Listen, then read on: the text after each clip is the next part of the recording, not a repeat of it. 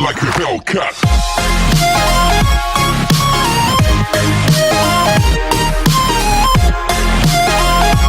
What's going on, guys? So a lot of people have requested us to make a video on the cable crunch, so here it is. I know I was stuck doing it very incorrectly back in the day.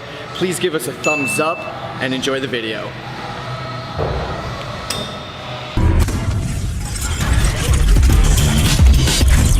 First and foremost, as you guys know the drill, we're going to 3 common mistakes. The first one, this is going to be opposite to all the other videos we make. You don't want to retract that scapula. This is the one time you want your spine completely bent.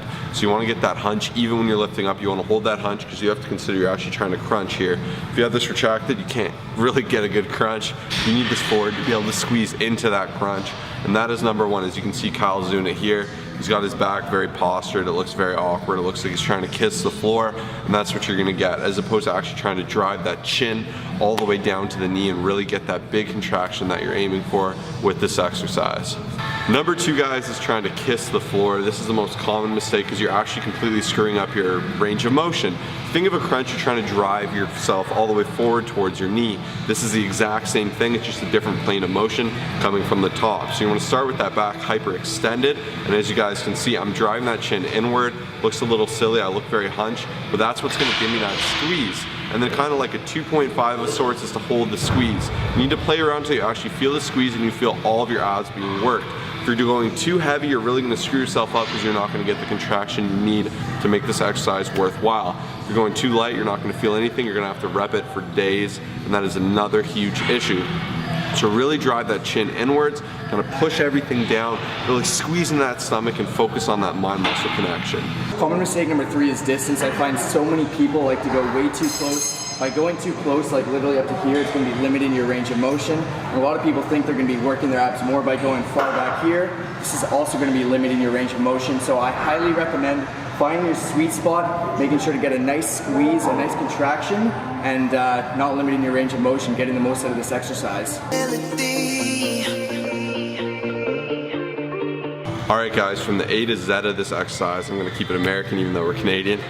We're going to start from setup to finish. So first and foremost, there's 2 kinds of setups. Some people go high knees, kind of closer knees. That'll keep your hip upward more. I like this a lot better because I get a lot more initial hip flexion, which really helps you drive the force into your core. Whereas the people that have their feet really separated and wide, I find can get a lower range of motion. And a lot of people say to keep your butt down, but I recommend kind of keeping it up, but keeping your hips under flexion to where you can drive into the core, because that's where that whole exercise lies. Like even if you're just standing, you look a bit dumb, but you got to learn how to squeeze into that core. And I find by starting with that hip flexion and then driving inward into your core region, you're going to get an amazing contraction. So that's why I would recommend closer knees. If you do find wider knees more comfortable because your hips, you can get better flexion, that's up to you. Next and most important is your grip. You're going to get a grip like a Facebook grip. You're gonna grab on. Now here, I really recommend pulling it down all the way to the shoulder. Some people say head, but I find when you let it stretch and move, it's easy to start overcompensating by pulling through your arms with your lats, and that's not what we're going for. We want that right on the ab. So you're gonna pull that downward here, as you guys can see. I have it nice and close to my head.